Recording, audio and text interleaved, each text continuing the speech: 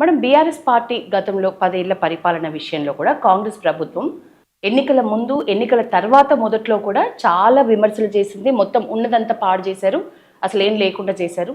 ఈ అవినీతి అక్రమాల గురించి మేము అధికారంలోకి వచ్చాక తీవ్రమైన చర్యలు ఉంటాయి అని. కానీ చర్యల విషయంలో నిజంగానే ఆ స్థాయిలో కాంగ్రెస్ తీసుకుంటుందా గత ప్రభుత్వం మీద? అది తీసుకోదు అని మనకు కనిపిస్తోంది. రేవంత్ రెడ్డి గారు చాలా సందర్భాల్లో అన్నారు, కాళేశ్వరంలో అవినీతి చేశారు, అవినీతి ఎలా జరిగిందో నా దగ్గర ఆధారాలు ఉన్నాయి, నేను సెంట్రల్ గవర్నమెంట్కి కూడా తీసుకుపోయి ఇస్తుంటే కూడా బీజేపీ వాళ్ళు పట్టించుకోవట్లేదు, ఈ రాష్ట్రంలో నేను అధికారంలోకి వస్తే 2వ రోజే వాళ్ళని తీసుకుపోయి అరెస్ట్ చేస్తాను, లోపల పెడతాను. మరి మీ దగ్గర ఆధారాలు ఉన్నాయని అన్నారు కదా ముఖ్యమంత్రి గారు. ఆధారాలు ఉంచుకుని ఎందుకు మీరు కేసీఆర్ గారిని కానీ, ఆ రోజు ఇరిగేషన్ మినిస్టర్గా ఉన్నటువంటి హరీష్ రావు గారిని కానీ మీరు ఎందుకు ఈ రోజు వరకు కూడా అరెస్ట్ చేయట్లేరు? ఆ ఆధారాలను ఎందుకు బయట పెట్టట్లేరు అని మేము ప్రశ్నిస్తున్నాం. ఇవాళ చాలా స్పష్టంగా అర్థమైపోతుంది. మీరే చెప్పినారు కదా డ్రగ్స్ కేసులో నేను అధికారంలోకి వస్తే మొత్తం అన్ని బట్టబయలు చేసేస్తాను, మొత్తం అందరినీ తీసుకుపోయి గుంజుకుపోయి లోపలేస్తాము అన్నారు. డ్రగ్స్ కేసు ఎక్కడ పోయింది? ఇంటర్మీడియట్ విద్యార్థుల కేసు ఎక్కడ పోయింది? నయీం ఆస్తులు ఎక్కడ పోయినాయి? ఇవన్నీ మీరు చేసినటువంటి ఆరోపణలు ఆధారాలు ఉన్నాయని మాట్లాడేటువంటి ఒక్క కేసు ఎఫ్ఐఆర్ కూడా రిజిస్టర్ కాలేదు ఈ రోజు వరకు. బీఆర్ఎస్ కాంగ్రెస్ ఒకటి అని చెప్పడానికి ఇంతకంటే పెద్ద నిదర్శనం ఏం లేదు. గతంలో కలిసి పోటీ చేసినటువంటి పార్టీలు బీఆర్ఎస్ కాంగ్రెస్, ఆ రోజు టీఆర్ఎస్గా ఉన్నప్పుడు కలిసి అధికారంలో ఉన్నటువంటి పార్టీలు సెంట్రల్ గవర్నమెంట్లో, యూపీఏ గవర్నమెంట్లో టీఆర్ఎస్ పార్టీ కూడా ఆ రోజు భాగస్వామ్యంగా ఉంది. ఆ రోజు ఇక్కడ ఎంపీలు అక్కడ మినిస్టర్గా ఉన్నారు, కేసీఆర్ గారు మినిస్టర్గా కూడా పనిచేసినారు. ఆ తర్వాత తెలంగాణ వచ్చిన తర్వాత కూడా బీఆర్ఎస్ అధికారంలో ఉన్నప్పుడు కాంగ్రెస్ పార్టీ నాయకులంతా వెళ్ళి అక్కడ మినిస్టర్లు అయ్యారు. ఇవాళ కాంగ్రెస్ అధికారంలోకి వచ్చాక బీఆర్ఎస్లో గెలిచిన వాళ్ళంతా కాంగ్రెస్లోకి వచ్చారు. అంటే ఎక్కడ కూడా అంటగాగేటటువంటి తత్వం లేటెస్ట్గా జరిగినటువంటి హైదరాబాద్ ఎమ్మెల్సీ ఎలక్షన్స్లో కూడా ఒకటే స్టాండ్ తీసుకుని ఎంఐఎంను గెలిపించిన పార్టీలు BRS and Congress. BRS Congress గురించి లోపాయకారి ఒప్పందం లాగా ఉంటుంది అని మీరు ఒక మాట ఆ అర్థంలో చెప్పారు. It's open agreement between two parties. Revanth Reddy అక్రమాల గురించి డైరెక్ట్ గా కేంద్రంలో మోడీకి ఆధారాలతో పాటు చూపించిన ఎట్లాంటి యాక్షన్స్ తీసుకోవట్లేదు మోడీ. సో బడేమియా చోటమియా ఒక చీకటి ఒప్పందం వీళ్ళకే నడుస్తోంది అనేది కేటీఆర్ ఆరోపణ. దీనికి ఏం చెప్తారు? రేవంత్ రెడ్డి అక్రమాలు ఉంటే మరి రేవంత్ రెడ్డి గారి అక్రమాలు ఏమున్నాయో మీరు మీడియా ముఖంగా బయట పెట్టండి. మేము సెంట్రల్ గవర్నమెంట్కి చెప్పాము అని ఒక అబద్ధపు ప్రాపగండా ఎందుకు చేయటం? మేము కేటీఆర్ గారిని ఏమడుగుతున్నామంటే, ఒకవేళ మీరు అన్నటువంటి మాట కేటీఆర్ గారు కనుక అంటే రేవంత్ రెడ్డి గారు ఏం అక్రమాలు చేశారో అది మీరు పబ్లిక్ డొమైన్లో పెట్టేసేయండి. మీరు ఒక ప్రెస్ కాన్ఫరెన్స్ పెట్టి మీరు చూపించండి కదా.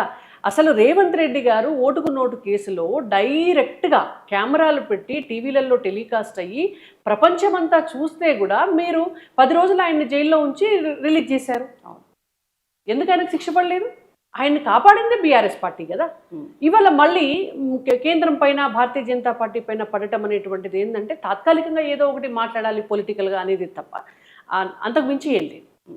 కులగణనకు సంబంధించి మేడం, తెలంగాణ కులగణని చూసే కేంద్రం కులగణన దేశంలో మొదలుపెట్టింది. ఇక్కడ చూసే నిజానికి రాహుల్ గాంధీ ఓపెన్ స్టేట్మెంట్ ఇచ్చినారు, కులగణన విషయంలో తెలంగాణని రోల్ మోడల్గా తీసుకోవాలి అనే ఉద్దేశంతో. ఏమంటారు దీనిపై? అసలు కులగణనకు సంబంధించి మీ అభిప్రాయం ఏంటి? మన రాష్ట్రంలో జరిగిన బీసీ రిజర్వేషన్ 42% సంబంధించి మీ అభిప్రాయం ఏంటి? ఫస్ట్ థింగ్, రాహుల్ గాంధీ గారు రేవంత్ రెడ్డి గారిని ఆదర్శంగా తీసుకుంటే వాళ్ళకి అంతకుమించి దిక్కులేదు కాబట్టి తీసుకోమనండి, మాకేం అభ్యంతరం లేదు. అది వాళ్ళ పార్టీ ఇంటర్నల్ ఒపీనియన్. రెండోది, రాష్ట్రంలో కులగణన జరిగింది అనడం, అసలు కులగణన జరిగింది అనడమే అబద్ధం. తెలంగాణ రాష్ట్ర ప్రభుత్వం ఇష్యూ చేసినటువంటి ఏ సర్క్యులర్లోనైనా కూడా కులగణన, క్యాస్ట్ సెన్సెస్ జరిగింది, ఈ సెన్సెస్ కోసం మేము ఇవి చేస్తున్నాము అని చెప్పి ఎక్కడన్నా ఇష్యూ చేసి ఉంటే మాకు చూపించండి అన్నారు. అది కులగణన కాదు, జస్ట్ ఒక సర్వే చేసినారు. ఓకే. గతంలో కదా సమగ్ర కుటుంబ సర్వే బీఆర్ఎస్ పార్టీ ఎట్లయితే చేసిందో, కాంగ్రెస్ పార్టీ కూడా అధికారంలోకి వచ్చిన తర్వాత ఒక సర్వే చేసినారు. అది కూడా ఎక్కడ కూడా దాంట్లో కూడా ఒక సహేతుకంగా కానీ ఒక నిబద్ధతతోటి కానీ దానికి పర్పస్ సర్వ్ అవ్వడానికి చేయలేదు వాళ్ళు. కాబట్టి అలాంటి కులగణన మాకేం అవసరం? అండ్ ఇంకొకటి, చాలా స్పష్టంగా బీసీలకు రిజర్వేషన్ ఇస్తామని చెప్పినటువంటి వాళ్ళు మీరు 12% ఉన్నటువంటి ముస్లిం ఓట్ పర్సంటేజ్ని కూడా తీసుకొచ్చి మీరు బీసీలలో కలుపుతాము అని అంటే బీసీలకు అన్యాయం చేసినట్టే కదా. అది బీసీల కోసం రిజర్వేషన్ చేసినట్టు ఎట్లా అవుతుంది?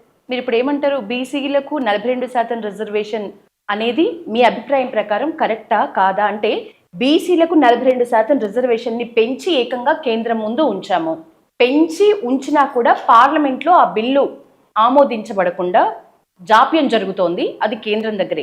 మేమైతే రాష్ట్రంలో ఏకంగా 42%కి బీసీ రిజర్వేషన్ పెంచామని రేవంత్ రెడ్డి అంటున్నారు.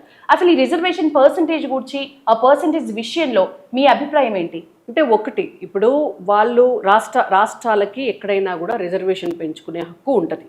ఇది నెంబర్ 1. వాళ్ళు కులగణన చేయకుండా ఒక సర్వే చేసి దాన్ని కులగణన అని చెప్పి దాన్ని సబ్మిట్ చేసినారు.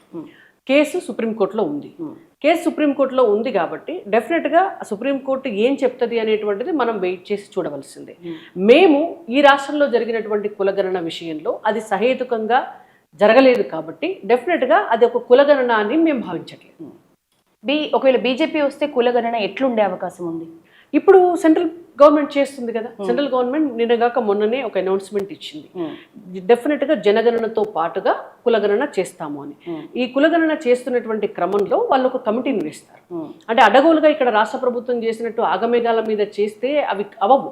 ఇవాళ భారతదేశంలో ఉన్నటువంటి 140 కోట్ల మంది ప్రజల్లో ప్రతి భారతీయుడి ఇంటికి, ప్రతి ఒక్క వ్యక్తి ఇంటికి వాళ్ళు ఎవరైతే ఆ లెక్కలు తీసుకుంటారో వాళ్ళందరూ కూడా వెళ్ళాలి. ఈ ఒక చేసినటువంటి కులగణన వల్ల ప్రతి ఒక్కరి డేటా, కంప్లీట్ రిపోర్ట్ మన దగ్గరికి రావాలి. అంటే దానికి ఒక కమిటీ వేస్తారు. ఆ కమిటీకి ఒక చైర్మన్ ఉంటారు.